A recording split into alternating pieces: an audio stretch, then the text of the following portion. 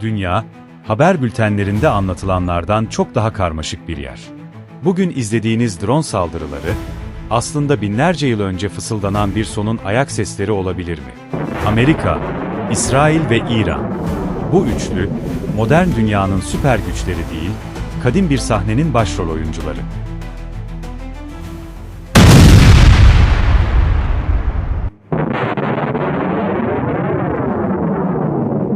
Şu an izlediğiniz haberler, sadece buzdağının görünen kısmı. Manşetlerde jeopolitik gerilim yazıyor.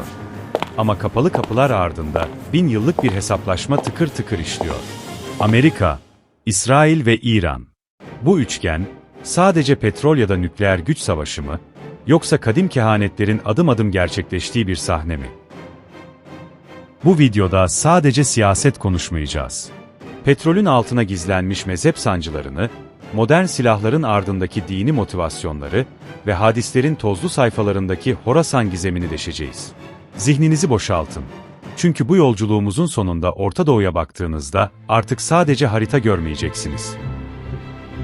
Bugün, tarihin tozlu raflarından çıkıp günümüzün sıcak çatışmalarına uzanacağız.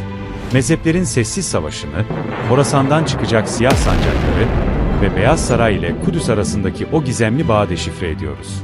Hazırsanız, zihninizi biraz yakmaya başlayalım.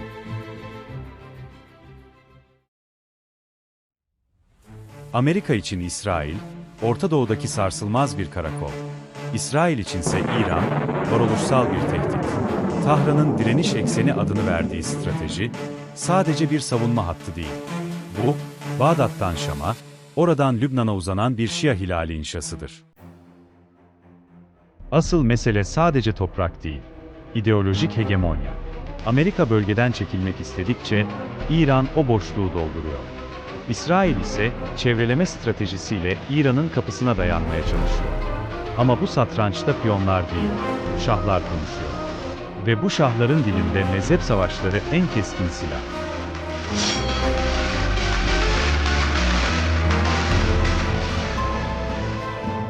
Sünni ve Şii dünyası arasındaki fark, basit bir ibadet farkı değildir. Bu, 1400 yıllık bir liderlik ve adalet arayışıdır. İran, 1979 devriminden sonra bu ayrımı siyasallaştırdı. Bugün Yemen'de, Irak'ta veya Suriye'de patlayan bombaların ardında, bu kadim kırılmanın modern yansımaları var. Batılı güçler bu fay hattını çok iyi biliyor. Böl ve yönet taktiği burada devreye giriyor. Mezhepçilik, bölge halklarını birbirine kırdırırken, asıl kaynaklar sessizce el değiştiriyor. Ama işin içinde bir de manevi kronometre var.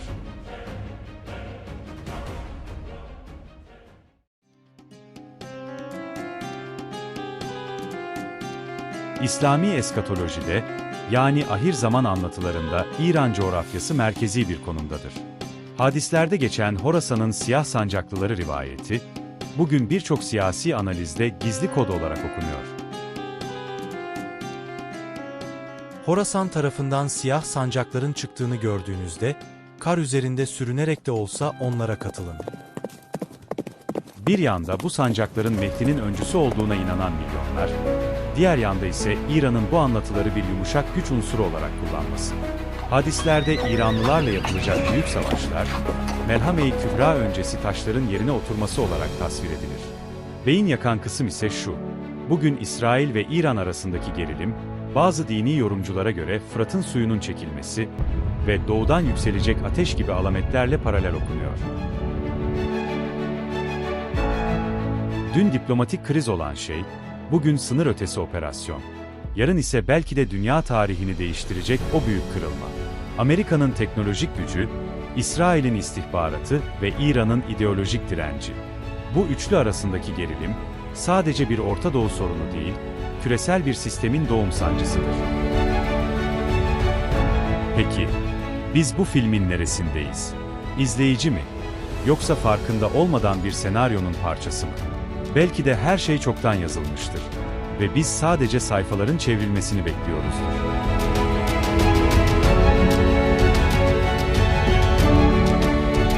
Gördükleriniz bir komplo teorisi olabilir. Ya da binlerce yıldır ilmek ilmek işlenen bir hakikat. Gerçek şu ki, haritalar değişir. Liderler ölür ama bu kadim topraklardaki ruh asla uyumaz. Bizler sadece bu devasa oyunun tanıklarıyız.